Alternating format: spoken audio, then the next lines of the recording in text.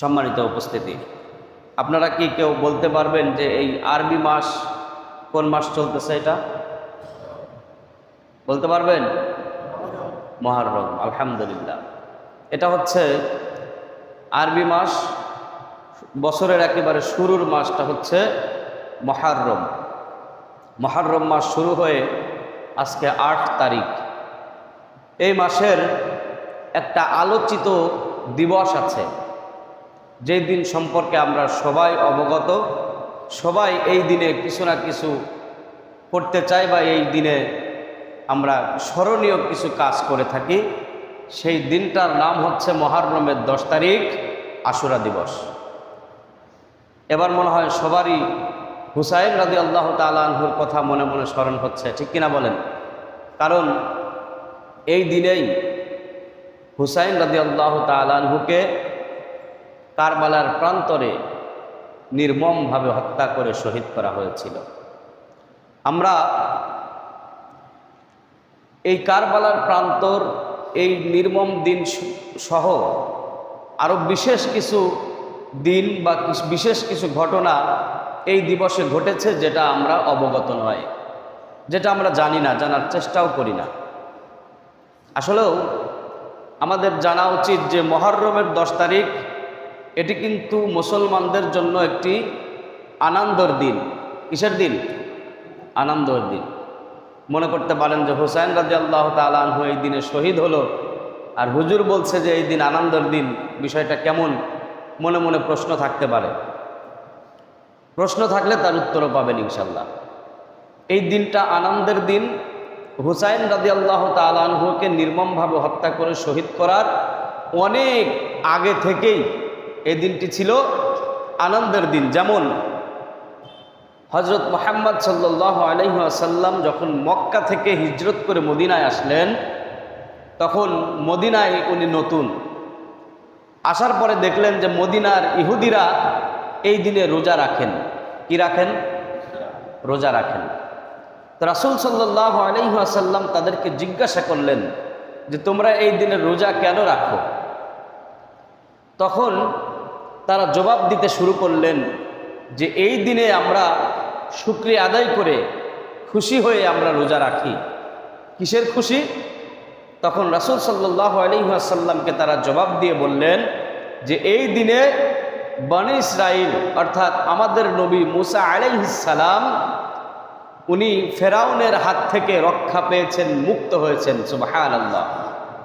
এই যে মুসা আলাইহিস সালাম ফেরাউনের হাত থেকে মুক্ত হয়েছেন, এই জন্য আমরা খুশি হয়ে আমরা এই দিনে রোজা রাখি, বলি সুবহানাল্লাহ। এই রোজা রাখে কারা? ইহুদিরা। রাসূলুল্লাহ সাল্লাল্লাহু আলাইহি ওয়াসাল্লাম তাদের বক্তব্য শোনার পরে বললেন যে তোমরা যদি মুসা আলাইহিস সালামের মুক্ত দিবসে যদি তোমরা রোজা রাখতে পারো খুশি হয়ে, তাহলে তোমাদের থেকে মুসা আলাইহিস সালামের উপরে শুকরিয়া আদায় করা বা মুসা আলাইহিস সালামের সাথে সম্পর্ক, মুসা আলাইহিস সালামের কাছের মানুষ তোমাদের থেকে আমরা অনেক বেশি। সুতরাং এই দিনে আমরাও রোজা রাখবো, বলি সুবহানাল্লাহ।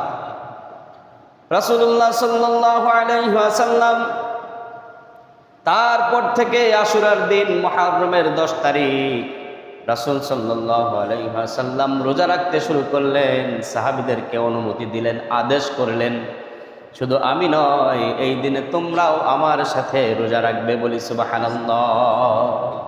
এই দিনে তোমরাও আমার সাথে কি রাখবে? রোজা রাখবে। এরপরে রাসূল সাল্লাল্লাহু আলাইহি ওয়াসাল্লাম এটা কিন্তু তাদেরকে অনুরোধ করে নাই। রাসূল সাল্লাল্লাহু আলাইহি ওয়াসাল্লাম তাদেরকে আদেশ করেছেন যে এই দিনে তোমরা আমার সাথে কি রাখবে? রোজা রাখবে। শুধু তোমরাই রাখবে না, তোমার বাড়িতে যারা আছে, তোমার আহলে বায়ত যারা আছে, তাদেরকেও রোজা রাখার জন্য উৎসাহিত করবে।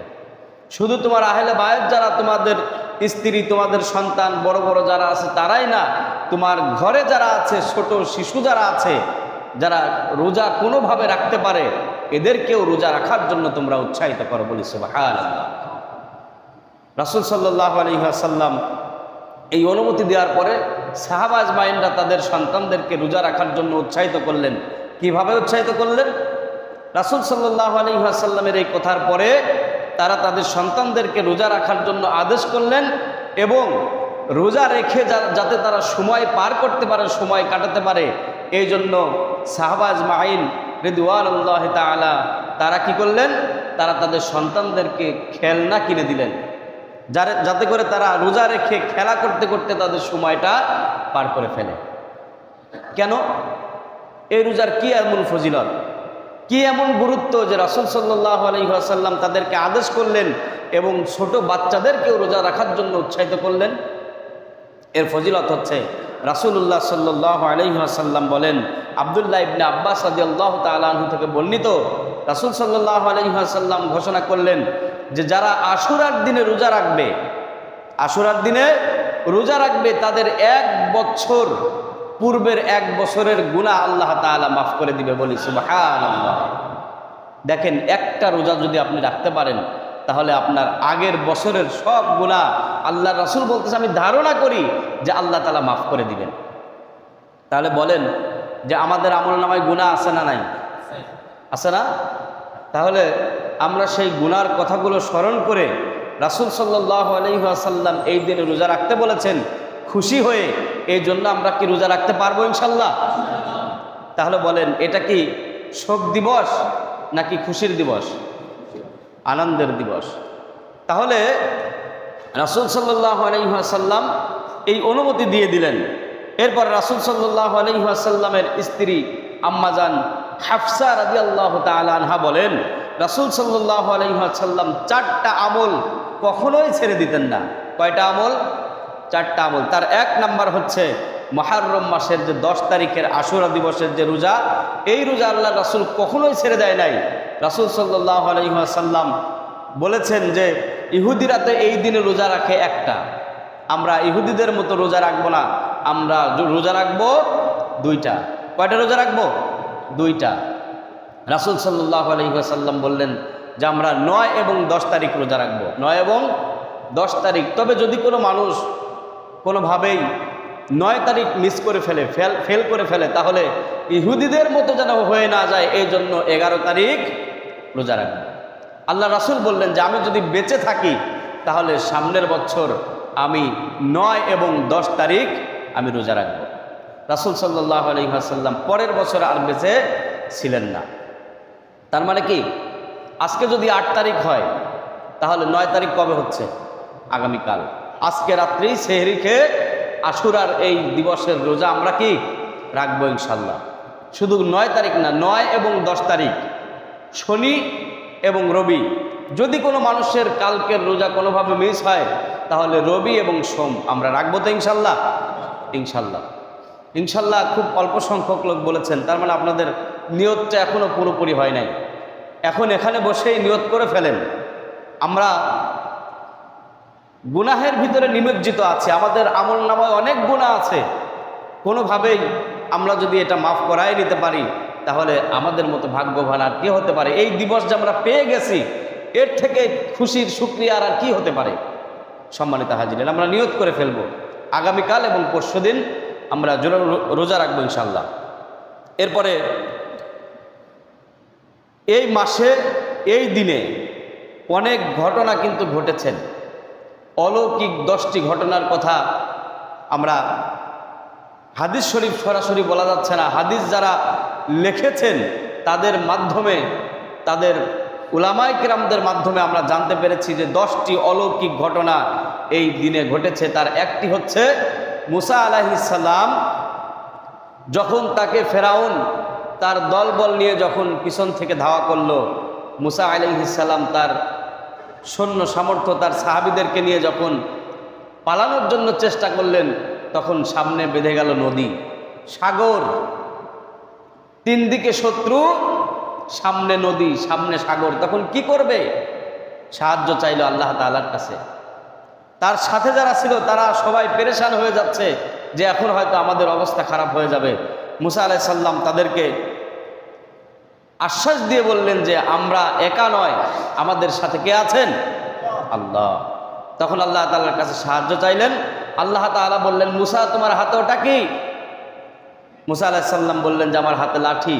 বললেন যে পানির উপরে আঘাত করো। পানির উপরে আঘাত করা মাত্রই আল্লাহ তাআলা 12টা রাস্তা পানির মধ্য দিয়ে করে দিলেন। বলি সুবহানাল্লাহ। এই যে মুসা আলাইহিস সালাম তার দলবল নিয়ে এই রাস্তা দিয়ে যখন পার হয়ে চলে আসছে, তখন ফেরাউন যখন মুসা আলাইহিস সালাম মাঝ সাগরে, তখন ফেরাউন নদীর কিনারে আসছেন। আসার পরে মনে হচ্ছে যেন তার বাপের তৈরি করা রাস্তা, উনারা ওই রাস্তা দেখে ওই রাস্তা দিয়ে উনারাও নেমে পড়ছেন। এরপরে মুসা আলাইহিস সালাম যখন পার হয়ে চলে গেছে, তখন ফেরাউন তার দলবল নিয়ে সাগরের মাঝখানে। মুসা আলাইহিস সালাম যখন পার হয়ে গেছে, আল্লাহ তাআলা তখন অর্ডার করলেন যে এই সাগরের যে রাস্তা বন্ধ হয়ে যাও। রাস্তা বন্ধ হয়ে গেল। এই সাগরের ভিতরে পড়ে ফেরাউন এবং তার সৈন্য যারা ছিল তারা সবাই কিন্তু সেদিন সেখানে মৃত্যুবরণ করেছে। আর মুসা আলাইহিস সালামকে আল্লাহ তাআলা ফেরাউনের হাত থেকে যেদিন মুক্ত করেছিলেন, সেই দিবসের নাম হচ্ছে মুহররম মাসের 10 তারিখ, আশুরা দিবস। এরপরে আদম আলাইহিস সালামকে আল্লাহ তাআলা নিষেধ করেছিলেন যে নিষিদ্ধ গাছের ফল ভক্ষণ করো না, এই গাছের নিচে যেও না। শয়তানের ওয়াসওয়াসায় আদম আলাইহিস সালাম কিন্তু সেই গাছের নিচে গিয়েছেন এবং সেই ফলও সে খেয়েছেন। শাস্তি স্বরূপ আল্লাহ তাআলা তাদেরকে দুনিয়ায় ফেলে দিয়েছেন, দুনিয়ায় পাঠিয়ে দিয়েছেন দুইজনের দুই প্রান্তে। তখন এই দুইজন ছাড়া পৃথিবীতে আর কোনো মানুষ নাই। তাদেরকে যখন ফেলে দেওয়া হলো, দুনিয়াতে পাঠিয়ে দেওয়া হলো শাস্তি স্বরূপ, তখন তারা 1000 বছর কান্না করতে লাগলেন। কান্না করতে করতে তারা আল্লাহ রাব্বুল আলামিনের কাছে সাহায্য চাইলেন। তারা বললেন, রব্বানা যালামনা আনফুসানা ওয়া ইল্লাম তাগফির লানা ওয়া তারহামনা লানাকুনান্না মিনাল খাসিরিন। আল্লাহ রাব্বুল আলামিনের কাছে তারা সাহায্য চাইলেন। আদম আলাইহিস সালাম বললেন, ইয়া আল্লাহ, ইয়া আমার রব, আমি আমাদের নিজেদের উপর জুলুম করেছি, আপনি আমাদেরকে রহম করুন, আমাদেরকে ক্ষমা করুন। আপনি যদি আমাদেরকে ক্ষমা না করেন, লানাকুনান্না মিনাল খাসিরিন, তাহলে আমরা ক্ষতিগ্রস্তদের মধ্যে পড়ে যাব। আল্লাহ রাব্বুল আলামিনের কাছে আদম আলাইহিস সালামের এই দোয়াটা এত বেশি পছন্দ হয়েছে, আল্লাহ রাব্বুল আলামিন আদম আলাইহিস সালামের এই দোয়াটাকে কবুল করে নিয়েছেন। বলি সুবহানাল্লাহ।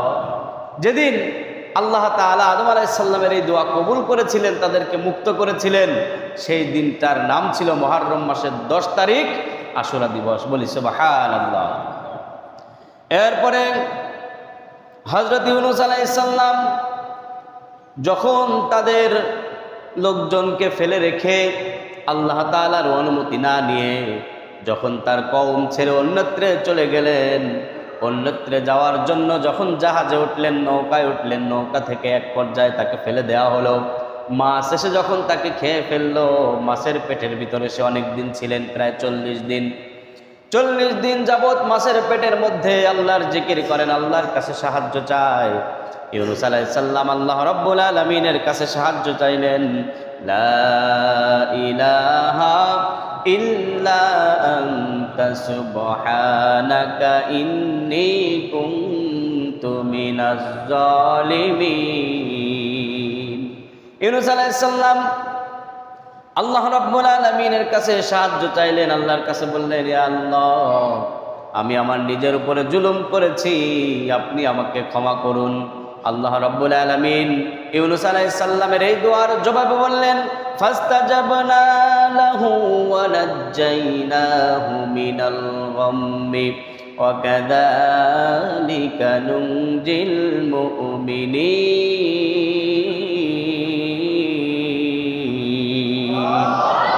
আল্লাহ রাব্বুল আলামিন ইউনূস আলাইহিস সালামের তাওবা কবুল করলেন, তাকে যে রক্ষা করলেন, যেদিন রক্ষা করেছিলেন সেই দিনটি ছিল মুহররমের 10 তারিখ, আশুরা দিবস। সুবহানাল্লাহ। এই দিনে এই অলৌকিক ঘটনাগুলো ঘটেছে। তারপরে নূহ আলাইহিস সালাম তার সময় যখন প্লাবন হয়েছিল, 40 দিন প্লাবন হওয়ার পরে যখন তার অনুসারী ব্যতীত সবাই যখন মারা গিয়েছে, তখন আল্লাহ রাব্বুল আলামিন তাকে যে রক্ষা করলেন এই প্লাবন থেকে, যেদিন এটা শেষ সমাপ্তর দিন ছিল, সেই দিনটি ছিল আশুরা দিবস, মুহররমের 10 তারিখ। বলি সুবহানাল্লাহ। এরপরে ইউসুফ আলাইহিস সালাম, তাদের ভাই ছিল কয়টা বলেন তো? 10 ভাই, আরেকজন সহ বনিয়ামিন, সে সহ 11 জন ভাই ছিল তার। এই 10 ভাইয়ের ভিতরে তার বাবা ইউসুফ আলাইহিসসালামের বাবা ইউসুফ আলাইহিসসালামকে সব থেকে বেশি ভালোবাসতেন। এই বিষয়টা যখন তার ভাইগুলো আর মেনে নিতে পারলেন না, তখন এই ছোট্ট ইউসুফ আলাইহিসসালামকে তারা তাদের সাথে রাখালের কাজ করার জন্য মাঠে নিয়ে গেলেন, বা তাদের সাথে যখন তার বাবাকে বোঝায় পড়ায় নিয়ে গেলেন, নিয়ে যাওয়ার পরে তাকে কূপের মধ্যে ফেলানো হলো। এই ইউসুফ আলাইহিসসালামের জীবনী অনেক বড় একটি কাহিনী আছে, তার নামে সূরাও আছে। এই যে ঘটনাগুলো ঘটেছে, ঘটার পরে ইউসুফ আলাইহিসসালাম এক সময় খাদ্যমন্ত্রীর দায়িত্ব পালন করেছে, বলে সুবহানাল্লাহ। কূপ থেকে রক্ষা পেয়েছে, খাদ্যমন্ত্রীর দায়িত্ব পালন করেছে। তারপরে একটা সময় যখন তার বাবার কাছে ফিরে এসেছে, যেদিন তার বাবার সাথে তার সাক্ষাৎ হয়েছে, সেই দিনটি ছিল মুহররমের 10 তারিখ, আশুরা দিবস, বলি সুবহানাল্লাহ। এরপরে হযরত ঈসা আলাইহিস সালামকে যখন হত্যা করার জন্য তাকে ধাওয়া করা হয়েছিল, আল্লাহ রাব্বুল আলামিন ঈসা আলাইহিস সালামকে অলৌকিকভাবে যখন চতুর্থ আসমানে উঠায় নিয়েছিলেন, সেই দিনটি ছিল মুহররমের 10 তারিখ, আশুরা দিবস। তার মানে এই 10টি অলৌকিক ঘটনা যে ঘটেছে, এই অলৌকিক ঘটনার জন্যই এই দিনটার নাম হচ্ছে আশুরা দিবস। আশুরা মানে 10। এই দিবসের নামটা এই জন্যই নামকরণ করা হয়েছে, সম্মানিত হাজিরিন। এরপরে যখন ইব্রাহিম আলাইহিস সালামকে নমরুদ আগুনের মধ্যে ফেলে দিলে, এই যে এক একটা ঘটনার পিছনে কত লম্বা কাহিনী রয়েছে, আমি সংক্ষেপে শুধু আপনাদেরকে বিষয়গুলো জানাই দিচ্ছি। ইব্রাহিম আলাইহিস সালামকে ইসলাম ধর্ম গ্রহণ করার কারণে তাকে যখন আগুনের ভিতরে ফেলানো হলো, এই উত্তপ্ত আগুনের ভিতরে যখন তাকে ফেলে দেওয়া হয়েছিল, তখন ইব্রাহিম আলাইহিস সালাম সাহায্য চাইছিলেন কার কাছে? আল্লাহর কাছে। সেদিন যদি নমরুদের কাছে সাহায্য চাইতেন, নমরুদ কিন্তু তাকে বাঁচাই দিতেন। তাকে সাহায্য করার জন্য আরো অনেক প্রাণী এসেছে, অনেক মানুষ এসেছে। জিবরাইল আলাইহিস সালাম নিজে বলেছেন যে তুমি বলো, আমি তোমাকে এখান থেকে উদ্ধার করে দিচ্ছি। তখন বলছেন যে না, আমি তো আমার সেই অন্ধ আল্লাহর ইবাদত আমি করি না, অন্ধ আল্লাহর উপর আমি বিশ্বাস করি না, সুতরাং আমি যে বিপদে পড়েছি স্বয়ং আল্লাহ রাব্বুল আলামিন নিজেই দেখতেছেন, আল্লাহ তাআলা নিজেই আমাকে সাহায্য করবে, বলি সুবহানাল্লাহ।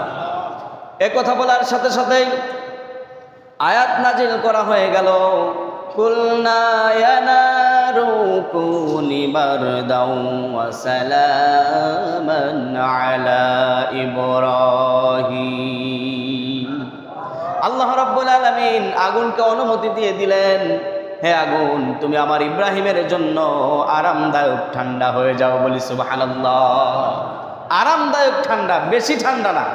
বেশি ঠান্ডা হলে মানুষের কষ্ট হয়, এই বেশি ঠান্ডা না, আরামদায়ক ঠান্ডা হয়ে যাও।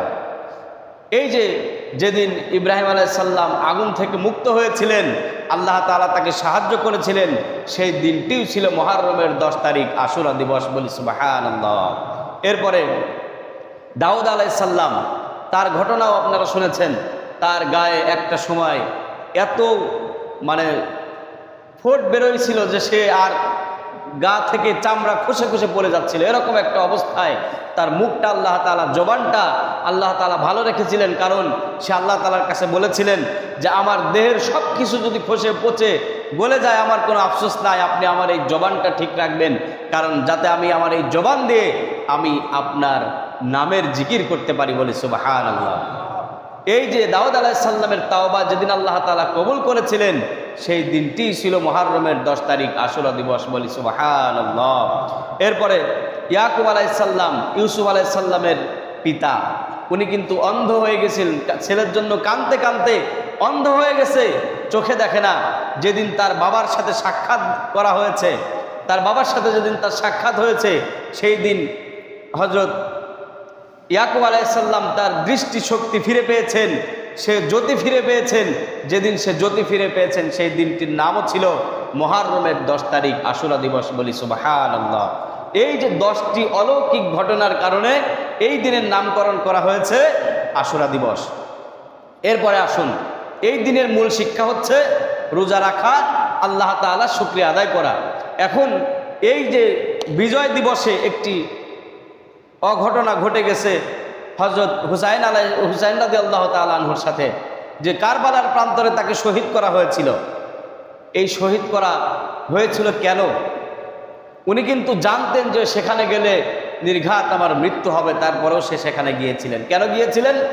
এই খেলাফতের দায়িত্ব রাসূল সাল্লাল্লাহু আলাইহি ওয়াসাল্লামের ইন্তেকালের পর পেয়েছেন হযরত আবু বকর রাদিয়াল্লাহু তাআলা আনহু, এরপরে হযরত ওমর, এরপরে হযরত উসমান, এরপরে আলী রাদিয়াল্লাহু তাআলা আনহুর পরে খেলাফতের যে দায়িত্ব গ্রহণ করবে এইটা নিয়ে একটু ঝামেলা দেখা দিল। একটা পর্যায়ে হযরত মুয়াবিয়া রাদিয়াল্লাহু তাআলা আনহু এই দায়িত্ব পেলেন। দায়িত্ব পাওয়ার পর মুয়াবিয়া রাদিয়াল্লাহু তাআলা আনহু দীর্ঘদিন দায়িত্ব পালন করলেন। দায়িত্ব পালন করার পরে যখন উনি অসুস্থ হয়ে গেলেন, যখন উনি বুঝলেন যে আমার সময় শেষ হয়ে যাচ্ছে, তখন উনি বললেন যে আমি আর দায়িত্ব পালন করব না, আমি দায়িত্ব ছেড়ে দিব। কিন্তু এর পরবর্তী খেলাফতের দায়িত্ব কে পালন করবে? তখন মুয়াবিয়া রাদিয়াল্লাহু তাআলা আনহুর সন্তানের নাম ছিল ইয়াজিদ। ইয়াজিদ তখনও তার কোনো খারাপ দিক মানুষের জানা নাই। মুয়াবিয়া রাদিয়াল্লাহু তাআলা আনহু যে কটা বিষয় ছিল যে তার খেলাফতের দায়িত্ব পালন করার জন্য তার যে পাওয়ার, সেটা হচ্ছে একটা, সে তার কোনো একটা নাম সে ঘোষণা করতে পারবে। এই পাওয়ারে হযরত মুয়াবিয়া রাদিয়াল্লাহু তাআলা আনহু নাম ঘোষণা করলেন তার সন্তান ইয়াজিদের নাম। ইয়াজিদের রাষ্ট্র পরিচালনা করার মতো সক্ষমতা ছিল, পাওয়ার ছিল, বুদ্ধি ছিল, কিন্তু এই দেশ পরিচালনা করার জন্য যে তাকওয়ার প্রয়োজন ছিল, সেই তাকওয়ার কমতি ছিল হযরত ইয়াজিদের। এই ইয়াজিদের যখন তাকওয়ার কমতি ছিল, তখন কিছু কিছু মানুষ এই বিষয়গুলো মেনে নিতে পারলেন না। কারণ তখনও বেঁচে আছে হযরত হুসাইন রাদিয়াল্লাহু তাআলা আনহু, ইবনে আব্বাস সহ আরও অনেক সাহাবী, তাকওয়াবান সাহাবী, হযরত জুবায়ের রাদিয়াল্লাহু তাআলা আনহু উনি বেঁচে আছেন, এরকম তাকওয়াবান সাহাবীরা বেঁচে আছেন। উনি থাকতে যখন ইয়াজিদকে এই দায়িত্ব দেওয়া হলো, তখন তারা এইটা কোনোভাবেই মেনে নিতে পারছেন না যে না, তার তো তাকওয়ার কমতি আছে, সুতরাং সে দায়িত্ব পালন করতে পারবে না। এইটা যখন বাধা দিতে শুরু করলেন, অনেক লম্বা বড় ঘটনা, আমি সেদিকে যাব না। হুসাইন রাদিয়াল্লাহু তাআলা আনহু যখন তাকে চিঠি দেওয়া হচ্ছে বারবার কুফা থেকে যে আপনি এখানে আসুন, আমরা ইয়াজিদের বচ্ছতা মেনে নিতে পারছি না, তার বিরুদ্ধে আমরা যুদ্ধ করব আপনার নেতৃত্বে। এই যে চিঠি গিয়েছে তার কাছে, এই চিঠির ভিতরে বেশিরভাগ চিঠি ছিল ভুয়া এবং ভিত্তিহীন। তাকে এই লোভ দেখায় ডেকে নিয়ে এসে তাকে হত্যা করা হবে, কারণ সে ইয়াজিদের বচ্ছতা, ইয়াজিদের যে রাষ্ট্র পরিচালনা, এটা সে মেনে নিতে পারছেন না। কারণ তার নানার রেখে যাওয়া রাষ্ট্র সে একজন তাকওয়া যার নাই, এরকম একজন মানুষের হাতে সে তুলে দিতে পারে না বেঁচে থাকা অবস্থায়। একটা পর্যায়ে হুসাইন রাদিয়াল্লাহু তাআলা আনহু কুফায় আসলেন। আসার পরে ইয়াজিদ একটা সময় হুসাইন রাদিয়াল্লাহু তাআলা আনহুকে গ্রেফতার করার জন্য নির্দেশ দিলেন, তাকে জেলখানায় ঢুকায় দেওয়ার জন্য নির্দেশ দিয়ে দিলেন। এরকম করতে করতে যুদ্ধ লেগে গেল। অনেক বড় ঘটনা, আমি ঘটনার দিকে এখন গেলে সময় পাবো না, সময় যেহেতু একেবারে শেষ, আমি ঘটনার ইতি টানবো এখনই। হুসাইন রাদিয়াল্লাহু তাআলা আনহু এবং তার অল্প কিছু সঙ্গী ছিল, তার ভিতরে মহিলা মানুষও ছিলেন। এই মানুষগুলোকে তারা হত্যা করতে শুরু করলেন। একটা সময় দেখা গেল যে তার একটা সন্তান ছিল, হুসাইন রাদিয়াল্লাহু তাআলা আনহুর একটা সন্তান, তার নাম হচ্ছে আসগর আলী আসগর। তার সন্তান তাঁবুর ভিতরে তার স্ত্রী নিয়ে বসে আছে, সে পানির জন্য কান্না শুরু করেছে। কারণ তারা যখন সেখানে গিয়েছে তাদের কাছে পর্যাপ্ত পরিমাণ খাবার নাই। ৭১ থেকে ৭২ জন মানুষ গিয়েছেন।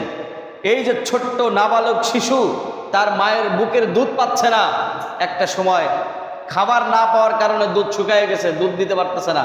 যখন কান্নাকাটি শুরু করলেন, তখন তার স্ত্রী হুসাইন রাদিয়াল্লাহু তাআলা আনহুকে বললেন যে এই ছোট্ট নাবালক শিশুটাকে যদি একটু পানি পান করাতে। হুসাইন রাদিয়াল্লাহু তাআলা আনহু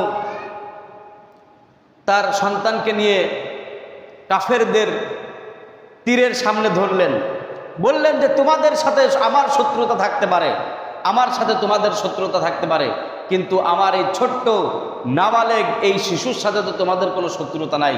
সুতরাং আমার এই সন্তানটি অসুস্থ হয়ে গেছে, আমার এই সন্তানকে তোমরা একটু পানি দাও। এই কথা বলার পরে তারা কি করলেন যে হ্যাঁ পানি দিচ্ছি, দাঁড়াও, অপেক্ষা করো। তখন তারা তাকে তীর মেরেছে, এ পাশ দিয়ে ঢুকে ও পাশ দিয়ে বের হয়ে গেছে। একেবারে কয়েকটা তীর তাকে ছোড়া হয়েছে, এই তীরের আঘাত পেয়ে সে মারা গেছে। পানি চেয়েছিল, পানির পরিবর্তে তীর নিক্ষেপ করা হয়েছে। হুসাইন রাদিয়াল্লাহু তাআলা আনহু তার সন্তানকে নিয়ে তার স্ত্রীর কাছে নিয়ে গিয়েছে যে নাও তোমার সন্তানকে নাও, একেবারে ঠান্ডা হয়ে গেছে, জীবনের মতো আর কোনোদিন কোনো কান্না করবে না, কোনোদিন তোমার কাছে পানিও চাইবে না, খাবারের জন্য তোমার কাছে কান্নাকাটি করবে। সন্তানকে দিয়ে আবার হুসাইন রাদিয়াল্লাহু তাআলা আনহু যুদ্ধের ময়দানে গেলেন। হুসাইন রাদিয়াল্লাহু তাআলা আনহু যুদ্ধ করতে করতে উনিও পিপাসিত হয়ে গেলেন, তৃষ্ণার্ত হয়ে গেলেন। পাশে ছিল ফুরাত নদী। হুসাইন রাদিয়াল্লাহু তাআলা আনহু ফুরাত নদীতে নেমে গেলেন পানি খাবারের জন্য। ফুরাত নদী থেকে যখন পানিটা নিচ্ছে, পানি নিয়ে যখন খেতে যাবে, তখন এই পানির ভিতরে তার সন্তানের চেহারাটা ভেসে উঠেছে। হুসাইন রাদিয়াল্লাহু তাআলা আনহুর সন্তানের চেহারা যখন পানির ভিতরে ভেসে উঠেছেন, হুসাইন রাদিয়াল্লাহু তাআলা আনহু বলছেন, এই পানির জন্য আমার সন্তান আজ মৃত্যুবরণ করেছে, এই পানি আমি কি করে খাই? এ কথা ভাবতে ভাবতে তার হাত থেকে হাতের আঙুলের ভিতর দিয়ে পানি পড়ে যাচ্ছে। পানি না খেয়ে উনি ক্লান্ত অবস্থায় উপরে উঠে এসেছেন। উপরে যখন উঠে এসেছেন তখন তাকে পিছন দিক থেকে তীর নিক্ষেপ করা হয়েছে। রেওয়ায়েতের ভিতরে এসেছে যে তাকে ৭০ থেকে ৭২টা তীর নিক্ষেপ করা হয়েছে। যখন সে জমিনে পড়ে গেছে তখন ঘোড়া দিয়ে তার গায়ের উপরে লং মার্চ করা হয়েছে। ঘোড়ার পায়ের নিচে তাকে পিষ্ট করা হয়েছে। শুধু তাই নয়, শেষ পর্যন্ত তারা হুসাইন রাদিয়াল্লাহু তাআলা আনহুর এই কল্লাটা পর্যন্ত কেটে নিয়ে তার ইয়াজিদের কাছে নিয়ে গিয়েছে। তারা কিন্তু ইয়াজিদ বলছে, আমি তো তোমাদেরকে এত কিছু করতে বলি নাই, এত কিছু কেন করেছো? এই যে দেখেন, ইয়াজিদ সেদিন কিন্তু হুসাইন রাদিয়াল্লাহু তাআলা আনহুর কাছে বিজয় লাভ করেছে। আসলে এই বিজয় কি বিজয়? এই কিয়ামতের আগ পর্যন্ত যত মানুষ এই দুনিয়াতে আসবে, এই মানুষগুলো যতদিনে হুসাইন রাদিয়াল্লাহু তাআলা আনহুর এই ঘটনা জানবে, পড়বে, শুনবে, ততদিন পর্যন্ত কিন্তু ইয়াজিদের উপরে তাদের একটা ঘৃণা থাকবে। ঠিক কিনা বলেন? আসলে কি সে তাৎক্ষণিক জিতে গিয়ে সে কি জিতে গিয়েছে? সে কিন্তু জিতে যায় না, সে হেরে গিয়েছে। জিতে গিয়েছে হুসাইন রাদিয়াল্লাহু তাআলা আনহু। কারণ যতদিন পর্যন্ত মানুষ হুসাইন রাদিয়াল্লাহু তাআলা আনহুর কথা শুনবে, ততদিন পর্যন্ত তার জন্য দোয়া করবে, তার জন্য কান্না করবে। বলি সুবহানাল্লাহ। সম্মানিত হাজিরিন, তো এই আশুরা দিনে হুসাইন রাদিয়াল্লাহু তাআলা আনহুকে এভাবে নির্মমভাবে হত্যা করা হয়েছে, হত্যা করে শহীদ করা হয়েছে। আমরা এই দিনে রোজা রাখবো, হুসাইন রাদিয়াল্লাহু তাআলা আনহুর জন্য আমরা দোয়া করব। আল্লাহ তাআলা যেন তাকে শাহাদত হিসাবে যেন কবুল করেন, এবং তাকে যারা হত্যা করেছে কিয়ামতের দিন আল্লাহ রাব্বুল আলামিন যেন তাদেরকে সেই সঠিক বিচারটা করেন। এই দোয়াই আমরা আল্লাহ তাআলার কাছে করব। আমি একটা জায়গায় এরকমও বলেছিলাম যে ইয়াজিদ যখন মৃত্যুবরণ করে তখন উনি পানির পিপাসায় মৃত্যুবরণ করেছে, অথচ সে নদীর ভিতরে পড়ে আছে, নদীর ভিতরে আছে, পানি সে খাইতে পারতেছে না, পানির তৃষ্ণায় সে মৃত্যুবরণ করেছে। এবার চিন্তা করেন যে সে সাময়িক সময়ের জন্য বিজয় লাভ করলেও এই বিজয়টা বিজয় না। এইখান থেকে আমাদের শিক্ষা নিতে হবে যে অন্যায়ের সাথে কখনো আপোষ করা যাবে না। হুসাইন রাদিয়াল্লাহু তাআলা আনহু জানতেন যে সেখানে আমি অল্প সংখ্যক লোক নিয়ে যাচ্ছি, সেখানে গেলে নিশ্চিত আমার মৃত্যু হবে। তারপরেও সে ইয়াজিদের বশ্যতা স্বীকার না করে সে কিন্তু কুফায় গিয়ে শহীদ হয়েছেন। সুতরাং অন্যায়ের সাথে আপোষ করা যাবে না। আরেকটা শিক্ষা হচ্ছে যে সাময়িক সময়ের জন্য আপনি জিতে যাবেন, সাময়িক সময়ের জন্য আপনি বিজয় লাভ করবেন, এই বিজয় বিজয় না। বিজয়, চূড়ান্ত বিজয় হচ্ছে সেইটা, আপনি ইসলামের মধ্যে থেকে যে বিজয় লাভ করবেন সেটাই হচ্ছে চূড়ান্ত বিজয়। ঠিক কিনা? সম্মানিত হাজিরিন, এজন্য আমরা এখানে যারা উপস্থিত আছি, আশুরা দিনে আমরা যে আমলগুলো রয়েছে এই আমলগুলো সঠিকভাবে করব। হুসাইন রাদিয়াল্লাহু তাআলা আনহু এবং তার সফর সঙ্গী যারা ছিলেন, যারা শাহাদত বরণ করেছেন, তাদের জন্য আমরা দোয়া করব। আমরা আমাদের নিজেদের জন্য, যারা ইন্তেকাল করেছেন আমাদের আত্মীয় স্বজন, তাদের জন্য আমরা এই দিনে রোজা রেখে দোয়া করব। আল্লাহ রাব্বুল আলামিন যেন সে তৌফিক, সেই ঈমানি শক্তি যেন আমাদেরকে দান করেন। সকলে বলি আল্লাহুম্মা আমিন।